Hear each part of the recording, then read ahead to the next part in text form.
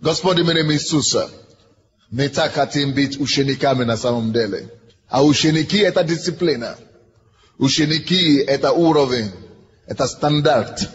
Ja proszę Gospod, żeby Ty pomógł nam uluszyć, Ty powiesić nasze urowy. I Gospod poniasa na nowe urowy, i być dyscyplinowanymi, i być woinami Chrysta, takich jak Ty chcesz nas widzieć. W imię Jezusa Chrysta. Amen. Церковь 21 века не будет похожа на церкви, которые были до сегодняшнего дня. Церковь будущего, дорогие братья и сестры, и тем больше мы уловим, тем быстрее, тем лучше для нас. Церковь 21 века будет церковью университета, церковь университет, церковь академия. Какая церковь не сможет вот так перестроиться? Она обречена на никуда, обречена на обочине, на прошлое вчерашнего дня. Сегодня уже эпоха информатики и информации. Но вот 21 век, который мы сейчас вступили, самый ценный товар будет разум. Это будет эпоха мудрости, знания и разума. Поэтому церковь, которая не приспособлена преподнести и преподавать мудрость, разумение на уровне университета, причем лучше, чем университета мира сего, а академии, которые будут способны дать такие знания, как весь мир не может давать, та церковь не реализуется, не станет актуальной для своего общества. Если церковь не будет актуальной для общества и для людей, то можно ее похоронить. Но благодаря тому, что Иисус уже сказал, и врата ада не одолеют ее. Поэтому мы с вами будем актуальны, и Бог не даст всем быть церковь вчерашнего дня. Допустим, Джон Максвелл, он же пастор церкви. И учение, которое он давал своей церкви, он решил преподавать другим пасторам. Он начал преподавать учение пасторам и написал книгу для пасторей. Эта книга попала в мир бизнеса, IBM и Microsoft. И когда они увидели эту книгу для пасторей, он писал, он не думал, это заинтересуется бизнесменам. И когда это попало бизнесменам, его начали раскупать, его начали просить, пожалуйста, как найти такие знания, как найти такую мудрость. На сегодняшний день его приглашает американское посольство, правительство, чтобы он учил раз в год всех министров Америки. ФБР, семинарный день для ФБР, а для правительства стран, для целого государства обучает. А вы знаете, откуда это началось? Он начинал своих лидеров учить. И решил просто писать для пасторей и других, поделиться знанием.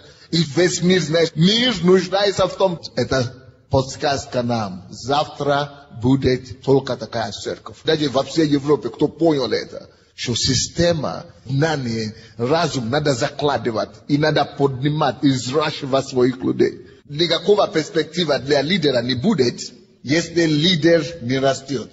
Вам нечего просто дать людям, просто-напросто. Вам не будет чего дать людям. Поэтому должна быть рост конкретный. Духовной жизни и личной жизни должен быть рост постоянный. Если пастор или лидер перестает расти, к нему перестают идти людям. В книге Малахии 2 глава, 7 стих. Ибо уста священника должны хранить ведение или знание. И закона ищут от уст, или и знания ищут от уст его. Потому что он вестник Господа Бога. Вот народ хочет знать. Прежде чем народу идти к священнику, они должны убедиться в том, что это священник, прежде всего, вестник от Господа. Вы должны стать вестник от Господа. Что такое вестник от Господа? Вестник тот, который постоянно передает и разглашает новости от Бога. Постоянно. Вестник, это не просто значит, он кое-что рассказывает. Это значит, он получает постоянно от Бога. Вот то, что будет притягивать людей к вам, ваша способность свежую пищу предлагать людям. Не просто какой-то вещи, а люди хотят знать, есть ли у вас контакт с источником или нет. Господь есть источник, ave jest westnik, który передает им от Господа. Они хотят знать, твоя связь с Богом, оно порванное, оно редкое, оно иногда или постоянное, эта связь. Они хотят знать, насколько вы действительно имеете связь с ним, насколько Бог открывает вам. Вестник от Господа, к этому люди будут идти, искать знания. Заметьте себя, в начале этого стиха написано, уста священника должны хранить должен. Хранить.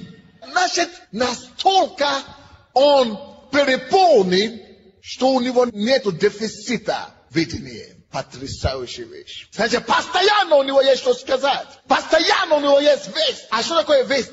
Весть — это старинное слово для новости. Весть значит новости. По-нашему сейчас новости. Если то же самая новость повторяется позавчера, понедельник, неделю назад была то же новость, вчера была то же самая новость, позавчера была то же самое, слова к слову, информация та же самая, люди переключат с этого канала, и они больше не будут слушать. Потому что как только что повтор приходит новости, это уже не новость. Люди не идут старым вестям. Люди не идут тому, то, что не новое. Люди ищут только когда оно новое. Вы придете домой и включите телевизор, чтобы слушать новости. Не потому что вы хотите слушать то, что вы уже слышали вчера. Вы хотите слушать новое. Опять произошло. Весть значит новости. Значит, написано, и люди будут искать весть. Они будут искать новости от такого священника. Ибо уста священника должны хранить видение.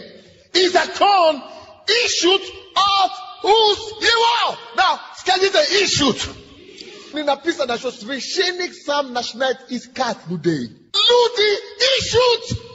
Как только что он станет новым, свежим, как только что уста его хранят новости, как только что его уста выдает постоянно новости, уже не он будет искать, не он будет искать учеников, не он будет искать прихожан, не он будет искать людей в свою церковь. Уже сами люди, сами ученики, сами прихожане начнут его уже искать. Ищут. Не он ищет, его ищут. Они ищут закона с его уст. Они ищут видение с его уст. Почему? Потому что они поняли, что он вестник. Потрясающая вещь. Вестник от кого? От Господа. Вестник от Господа. Если ты не способен подключать себе так, чтобы постоянно быть новым, свежим, у вас будет кризис от кризиса. От кризиса в кризис. От кризиса в кризис. Вас, ты будешь думать, что, может быть, завтра придет. Ты будешь жить одними надеждами. Завтра придет или не придет. Завтра больше люди придут или не придут. Церковь вырастет или не вырастет. Никогда не вырастет. Потому что ты не веришь в Бога. Закона ищут с уст его. Не написано, что с проповеди его, с уст его. Не написано, что с книги его, с уст его. Не написано, с церкви его ищут с уст его. Поэтому нет альтернативы личному росту. Альтернатива нет. Альтернатива нет. Кто из вас знает такие, которые уже набрали людей, и люди ходили к ним какое-то время, пока не горели, пока они были свежими, пока они были вести от Господа, люди собрались вокруг них. Через какое-то время они теряют всех людей, и на сегодняшний день либо у них никого уже нет, либо мало очень людей. Ты перестаешь гореть. Ты перестаешь быть стабильным. Ты перестаешь быть накормленным с неба. Ты перестаешь быть подключенным к источнику. И люди это видят. Они видят, что ты перестаешь быть вестник от Господа. И перестают искать твои уста. Они будут искать тебя. Поскольку у тебя слова еще идут. Свежие. Хлеб, пирожные, пирожки, духовные.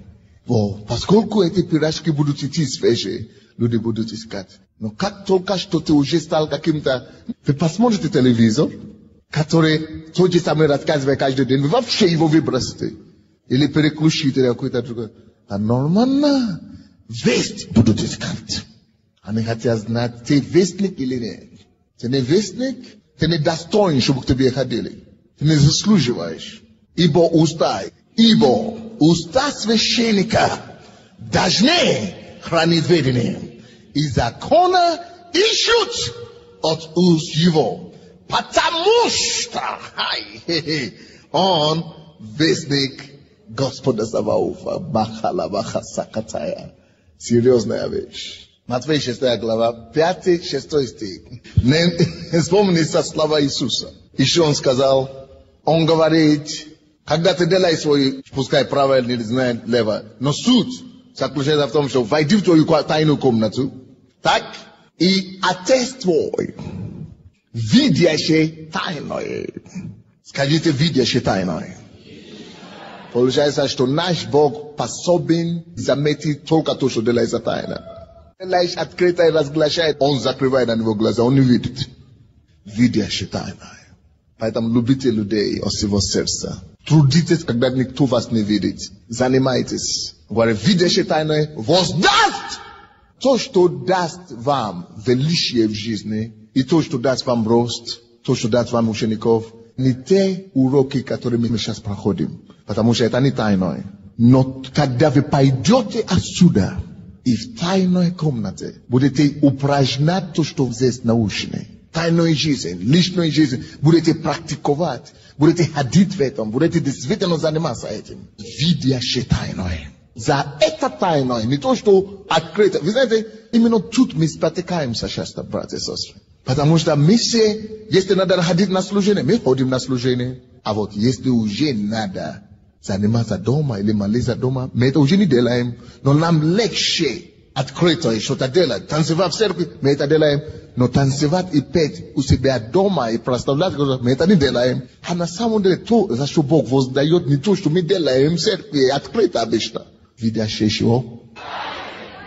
Давайте мы начнем возвещать Божье тайное. Тайную жизнь. Возвеличивать тайное Божье. Ценить Божье тайное.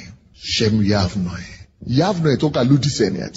Но то, что Бог видит, видящий, это то, что делается нами тайно. Воздаст. Что это имеется в виду, друзья? Иными словами, что Бог хотел нам это сказать? Он хочет вам сказать, что если у тебя нету тайное служение людям, когда ты молишься за них, когда ты постишься за них, когда ты благословляешь их, нету тайное служение людям, он тебя никогда не даст. Он говорит, даст вам явное. Он не даст вам явное. Он не даст вам видимое служение. Если у вас не было служение тайное к этим же людям, он вам даст явных людей, видимых людей, практических людей не даст. И даст вам явное. Он не даст вам тайное служение, не даст вам видимое. И Богу, тайное служение Богу, когда вы молитесь, ищите его лицо, поклоняйтесь ему. Тайное. Не будет слава от него вам явное.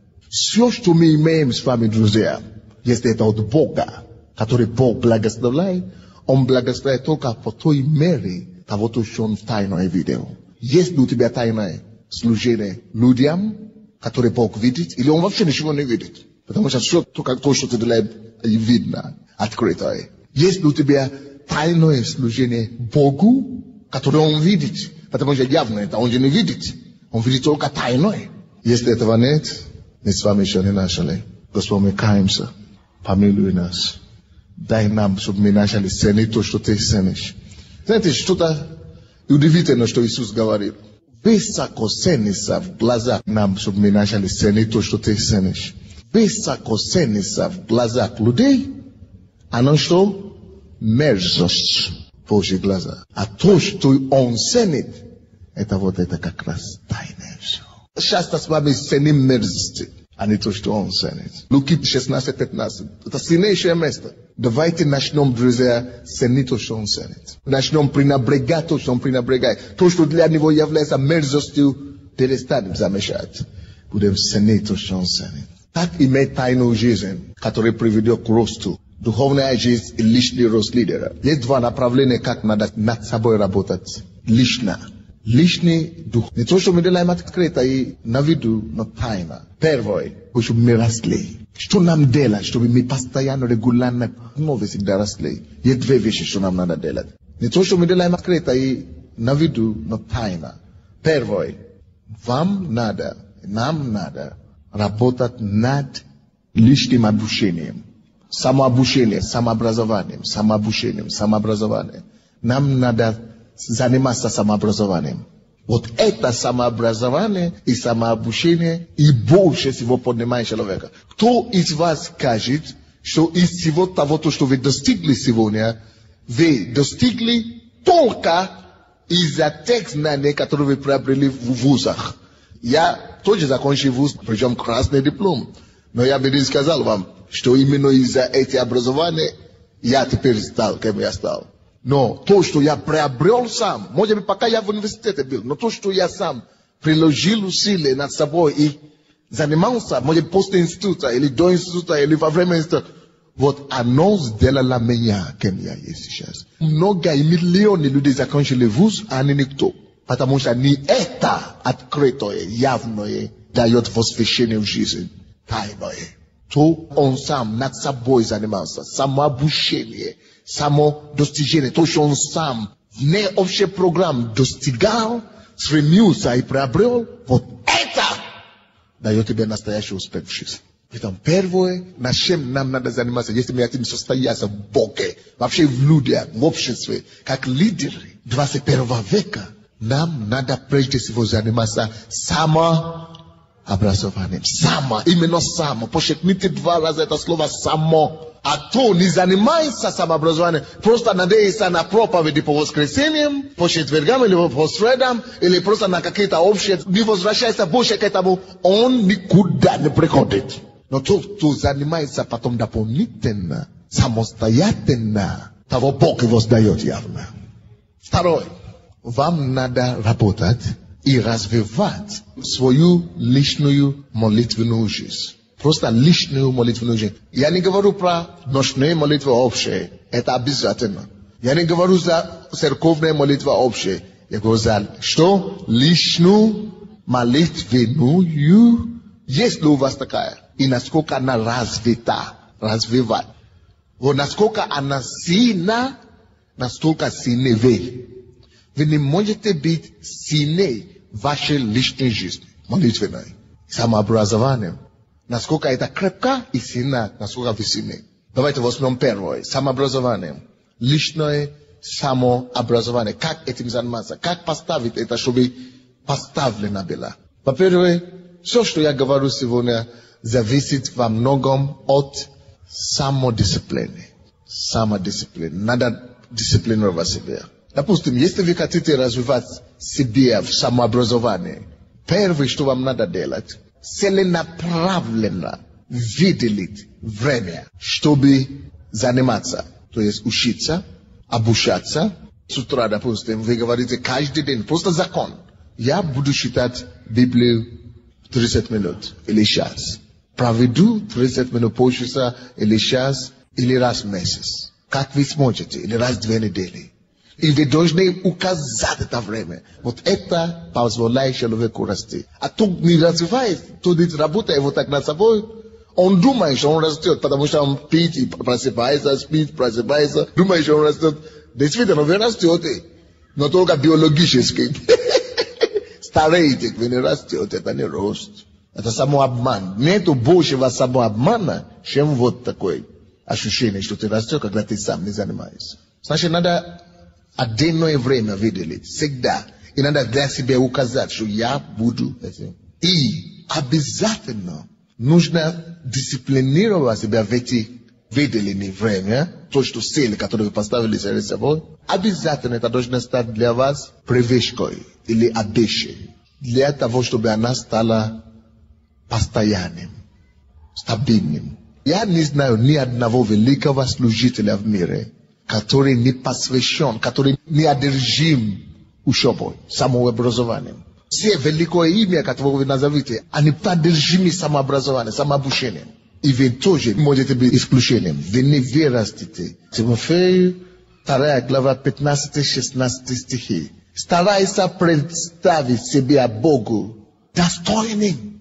Прилагать старания, усилия к этому. Старайся представить себя достойным Богу, делателем ni укоризни, это всегда меня подбадривает, постоянно, чтобы быть делателем не укоризненным, верно преподающим слово истины, а непотребного пустословия удаляйся, ибо они еще более будут преуспевать в несчастье. И сколько у нас бывает эти непотребные пустословия. Вместо этого укроти и найди время для самообразования. Было время, когда я думал об этом. Мои друзья, сколько они мои время воруют, ужас. Знакомые, просто же меня болтаешь, говори какие-то без толку. Глава также 2 Тимофея, 14-18 стихи. А ты пребывай в том, чему научен, и что тебе верено. Пребывай, надо этим заниматься, надо ходить еще раз, зная, кем ты научен. При том же ты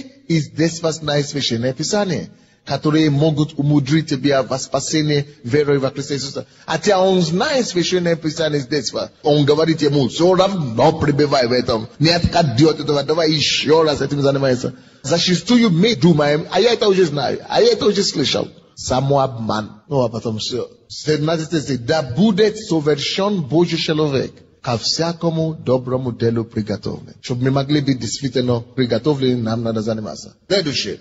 Обучайте, занимайтесь разными обучениями, знанием, в разных направлениях. Занимайтесь самообучением в разных направлениях. Допустим, читайте Библию, но не остановитесь только на Библии. Читайте тоже христианские книги. Обязательно. Причем разные авторы. Но, чтобы получить вдохновение духа, найдите тех авторов, которые вдохновляют. Когда вы читаете книги, именно вам становится хорошо, или вам вдохновляется. То есть есть такие книги, которые тебе один раз уже вдохновляют. Найди этого автора и читай постоянно. Или читай эти книги еще раз и еще раз. Но все равно надо читать другие, потому что когда ты читаешь новые, ты обнаруживаешь новые постоянно. Следующее. Ставьте дисциплину не только читать книгу каждую неделю или каждый месяц. Обязательно вы работаете себя. Допустим, я думал, что это здорово, традицию или обычай прослушивания или видео, или аудио, как по возможности, разные темы. Вы будете очень богатым. Следующее. А, конечно же, не ограничивайте себя в вашей области работы. Допустим, я очень много читаю по поводу менеджментов людей, организаций, по поводу финансов, по поводу руководства. Есть некоторые вещи, которые не вредные, которые, наоборот, только будут вас обогащать. Когда вы будете заниматься Библией, читать Библию, научитесь грамотно читать Библию.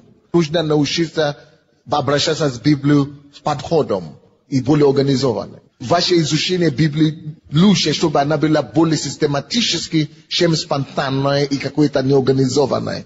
Более организованное систематическое обучение дает вам что-то. А более спонтанное может дать, может не дать, как лотерея. Это во-первых. Во-вторых, читая Библию, научитесь также читать методично. Допустим, вы можете поставить себе цель. Я читаю какую-то книгу Ветхого Завета и какую-то книгу Нового Завета на этой неделе. Бытие и Матфея. Или, допустим, я беру книгу Судей и Коринфянам. Я стараюсь читать какую-то главу из Ветхого Завета, какую-то главу из Нового Завета и какую-то главу из либо притчи, либо псалмов и какую-то главу из посланий. Все разнообразные пищи, потому что они разные по вкусу. Методика какую-то поставьте себе, и это вам помогает. Если я что-то не получу конкретно из Ветхого Завета, я получаю из притчи или из псалмов. Если нет, то я получаю из Нового Завета или из посланий. Но обязательно в день и там, брать, чтобы балансировать себе. Это помогает расти. Следующее. Когда вы читаете, обязательно вы должны иметь тетради. Я называю мои тетради книги Откровения, мои книги Откровения. И все мои проповеди только благодаря этому у меня есть проповеди.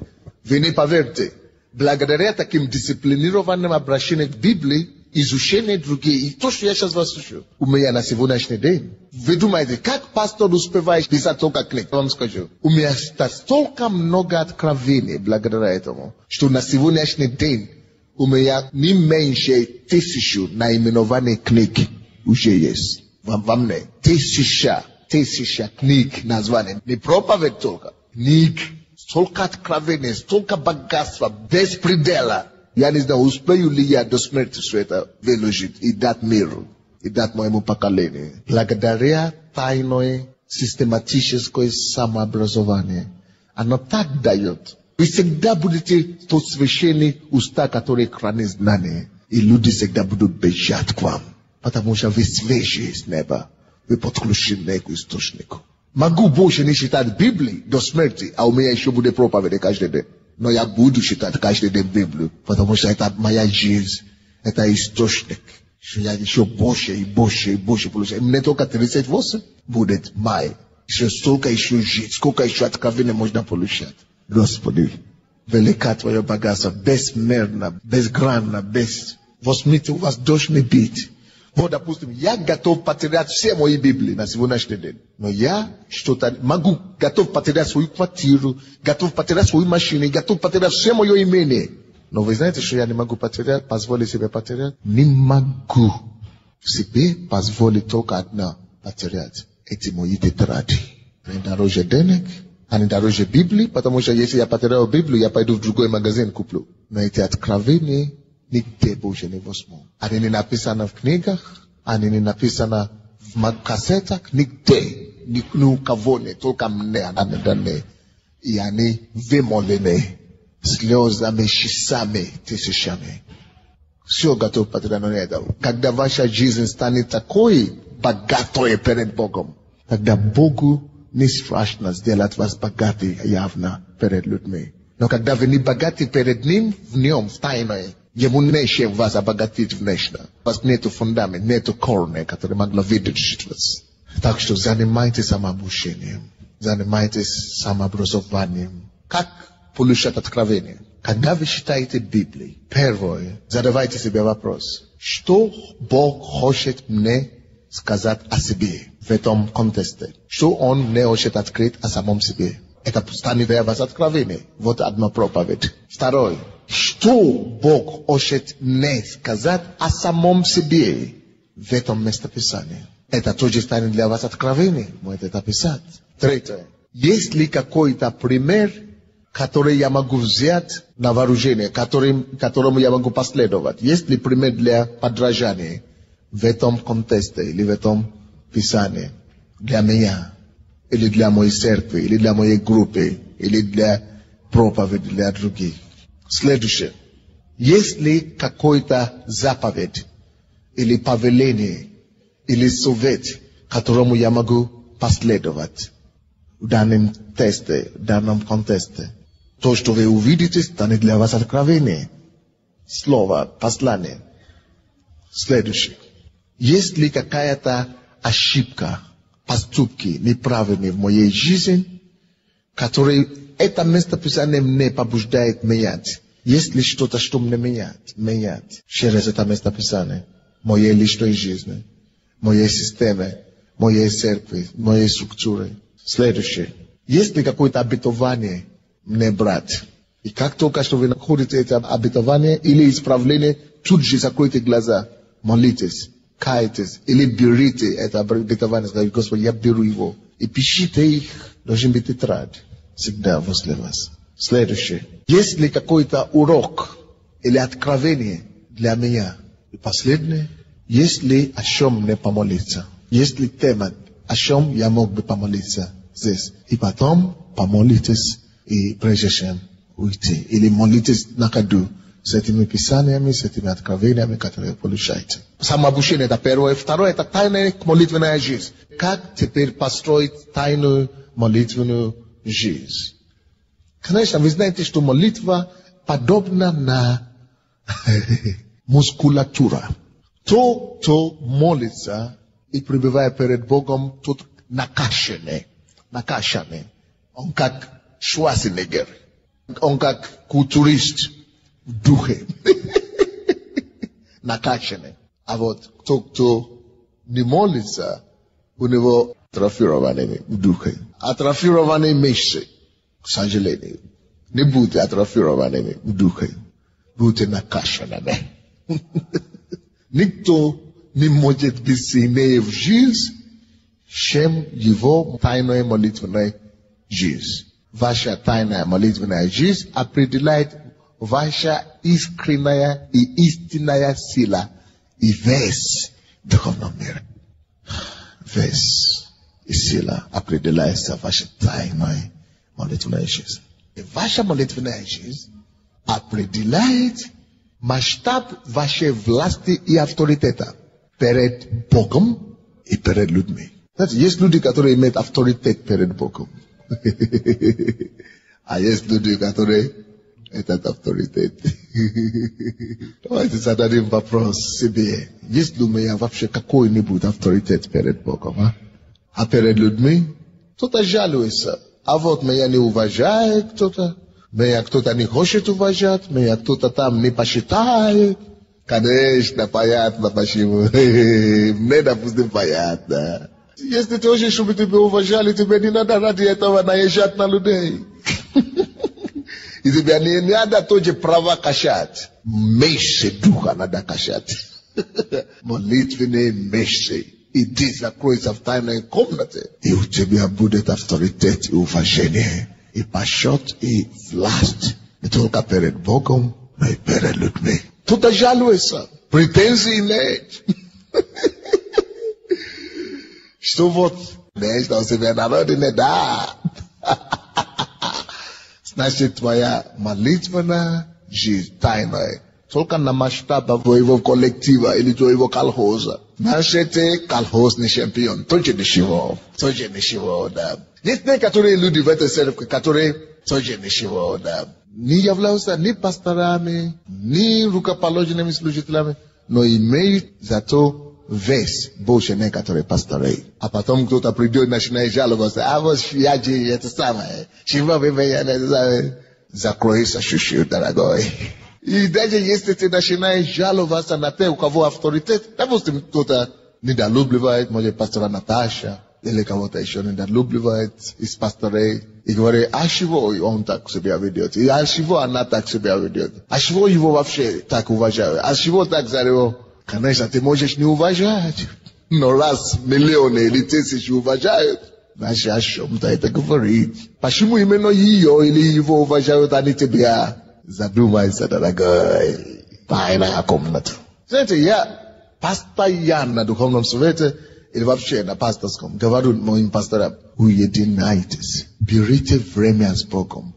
Это ваш приоритет. На первом месте это, знаешь что? Люди часто заняты людьми. А не когда надо людьми консультироваться, надо молиться, надо проповедовать. Зачем тебе строить то, что Бог не строит? Иди сначала построй это перед Богом и с Богом в тайне, в тихаре. И тогда даже не надо, чтобы ты появлялся. Все уже будет построено. Первом месте это, знаешь что? Люди часто, а не когда надо людьми консультироваться, надо молиться, надо проповедовать. Зачем тебе строить то, что Бог не строит? Иди сначала построй это перед Богом и с Богом в тайне.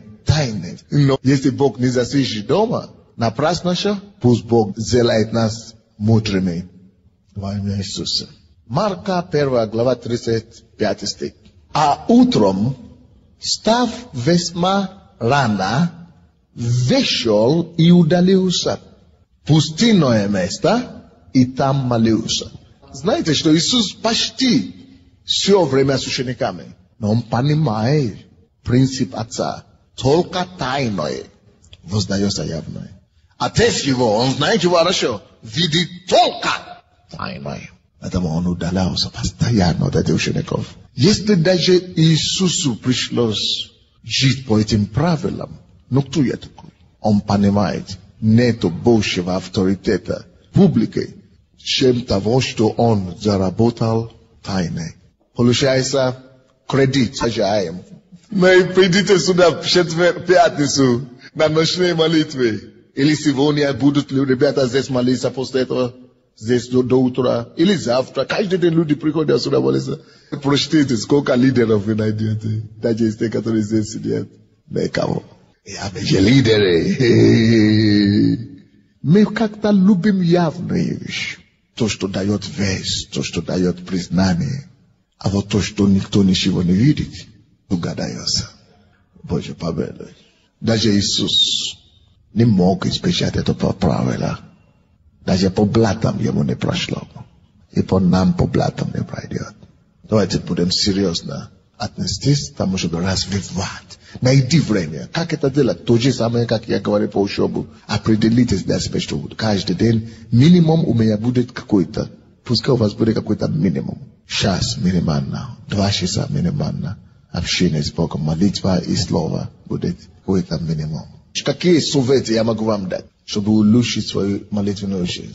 Во-первых, у вас должен быть, просто примите для себя лично решение иметь обязательно, в обязательном порядке личное время уединения с Богом. Обязательно. Найдите, может быть, раз в неделю или раз в месяц. Но должна быть система, такая практика должна быть у вас. Когда вы уединяетесь с Богом, с пастом. Может быть, на 1 день хотя бы, или на 3 дня, или на 5 дней, или на 7 дней с Богом. Практикуйте это, потому что это место откровения. Это место встречи с Богом. Там Бог может встретиться с вами. Должна быть такая когда вы должны просто найти такое время. Допустим, у меня раз в месяц я должен уединиться с Богом. Минимум, когда не получается ничего, тогда 3 дня. Но так, минимум я 5 дней, 5-7 дней с Богом каждый месяц. За последние 10 лет, 9 лет, еще нет исключения. Каждый месяц. А когда ты так, каждый месяц, до 10 лет, наращиваешь. И каждый день я молюсь там, когда я 7 дней, допустим, или 5 дней, или 3 дня, я молюсь по 10 часов в день. Иногда больше. И представьте себе, если молишься по 10 часов в неделю, и 10 лет так. Не может просто, чтобы небо не слышало. И чтобы земля не зауважала. Не может, чтобы авторитет не была и на небе, и на земле. Не может, чтобы власть и утверждение Божье не подкрепило. Поэтому пускай у вас будут такие хорошие обещания, привычки. Это первое. Второе. Согласно Луки, 6 глава, 12 стих, написано, что Иисус постоянно практиковал ночные молитвы. Практикуйте ночные молитвы. Даже Иисус практиковал. Хотя бы раз в неделю. Примите просто для себя решение. Хотя бы раз в неделю буду иметь какой-то день ночную молитву. Хотя бы у себя дома. Есть тяжело у себя одному. Поэтому каждый день есть ночная молитва. Какой-то церкви. Каждый день есть ночная молитва. Не получается пятницу со всеми. 8 четверг, 8 понедельник, вторник, воскресенье, суббота. Любой день, хотя бы раз в неделю. Просто поставьте себе как дисциплина такая. Следующее. Конечно же, совместные молитвы. Либо на ночное, либо какой-то еще молитвенное служение. То есть, практикуйте это постоянно. С другими верующими. Это тоже дает кооперативное такое помазание. Следующее. В своей жизни и своей молитвенной жизни обязательно практикуйте ходатайство. Ходатайство — это когда мы молимся за других или за других нужд помимо себя. За страны, за церковь, за пасторей, за кого-то кроме себя. Молитва не позволяет, и Бог не терпит эгоизм. Поэтому практикуйте ходатайство. Какой же выигрыш из этого? Что даст вам организованное, систематичное самообучение и молитвенная жизнь? Что это даст в вашем служении как лидер? Преимущество того, что мы говорим сегодня. И самообучение, и стабильная, дисциплинированная молитвенная жизнь. Саморазвитие. Что это даст? Вы всегда будете гореть. Помните, как в Ветхом Завете? Он говорит, постройте ковчег из скинию. И он говорит, что поставьте там огонь. Что не должно быть с этим огонь? Огонь это не должен что? Огонь не должен угасать. Должен гореть всегда. Это был прообраз нас, как храм Божий. Нас должен всегда гореть огонь. Потому что когда ты перестанешь гореть, всякие мухи и всякие птицы могут сидеть на этом дереве и строить всякие дома, какие хотят. Дьявол начинает иметь доступ, да, мы не горим. Не довольствуйтесь просто жить, существовать, просто как-то прожить, пролезать. Это как мы любим. Еще дышу, еще жив, но даже еще дьявол не достал, слава Богу. Существовать как-то. Нет, горите. Но для этого надо и сочетание роста, самоуправления, роста и в слове, и молитве. Эти два комбинации дают вам гореть всегда. Следующее, что это вам даст. Это всегда даст вам ходить во власти, который Бог вам уже дал. Вы сможете всегда ходить, любое время. Вы знаете, есть иногда временами ты чувствуешь, что не хватает силы, не хватает вот как раз дисциплинированное обучение, постоянный систематический рост и в слове, в молитве дает вам любое время, всякое время быть готовым дать отпор делам дьявола. Дает вам возможность ходить во власти и в силе Духа Святого. Рост в слове, в молитве дает Богу возможность употребить вас любое время, чтобы помочь другим и чтобы разрушать всякие дела дьявола в жизни других, принести освобождение, исцеление, благословение окружающим вам людей. Вы всегда сможете ходить в духе и быть благословением для людей. Не то, что вы сегодня только что закричали на того, а через 5 минут благословляете того. То есть сегодня вы, слава Богу, ни на кого не раздражались, ни на кого не сорвались, а уже перед сном уже на кого-то уже сорвались. Он говорит, ходите в духе и не будете исполнять похоти плоти. Вот это то, что она дает. Следующее. Она дает вам возможность ходить в состоянии веры. А вы знаете, вера – это невидимая рука, которая берет из невидимого мира, из духовного мира, физически, любое время. Когда вы ходите в духе, когда вы ходите в слове и растете постоянно, самообучаетесь в молитве, в слове, вы в состоянии брать неба, брать, получить неба. Вы ходите в вере, в состоянии веры все время.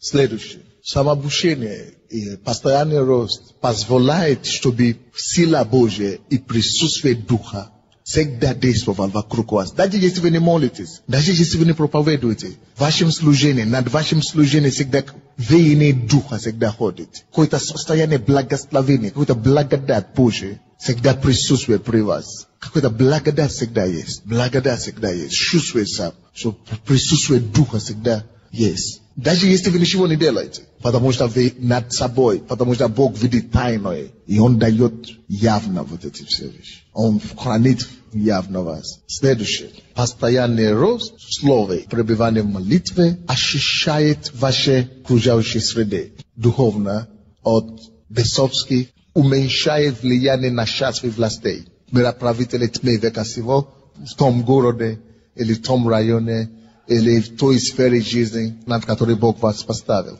То, что вы тайно у себя в комнате растете, молитве, вы постоянно занимаетесь, уменьшает влияние силы тьмы. Хочешь не хочешь, там, где вы имеете владение или всякое дело дьявола уменьшает, не может расти. Дезинфекция такая идет.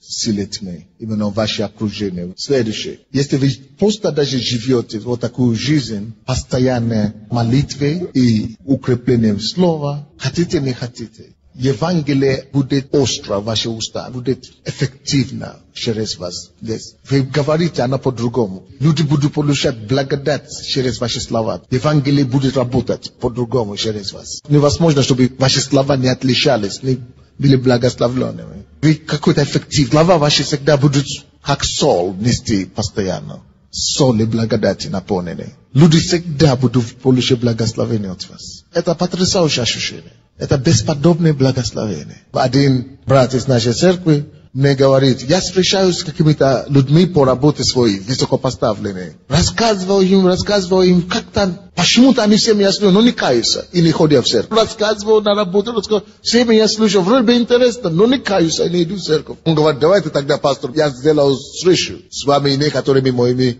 начальствующими, богатыми людьми, высокопоставленными. Я говорю, сделай, давай, попробуй. Пришел, ими действительно начали разговаривать. Они действительно слушают, им интересно.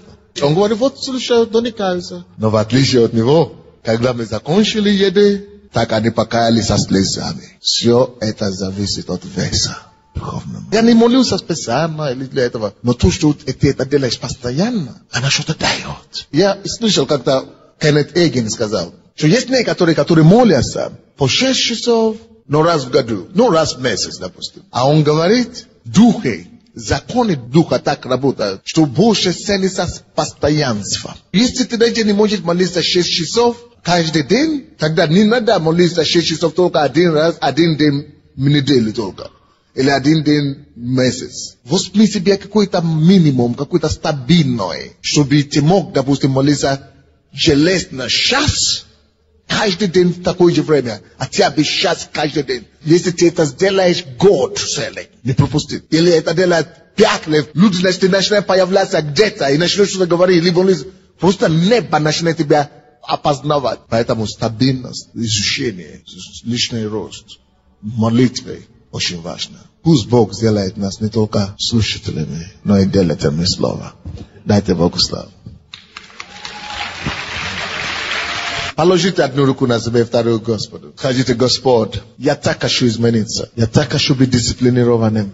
Я так хочу быть таким, какой ты хочешь меня видеть. Помоги мне. Я признаю, что я сам ничего не могу делать. Я слаб сам по себе. Дух желает, Господь, но плоть немощна. Помоги моему неверию, Господь. Помоги мне справиться. Помоги мне дисциплинироваться. Господь, дай мне благодать. Действительно поставить самообразование в своей личной жизни и поставить личную молитвенную жизнь, чтобы они стали для меня обещай. Господи, в имени Иисуса, я прошу, пошли благодать на детей твоих, на все твои служители, чтобы мы могли быть достаточно сильными, достаточно постоянными в тебе, чтобы наши уста хранили знания, чтобы мы могли вести твой народ на слаженной пажите.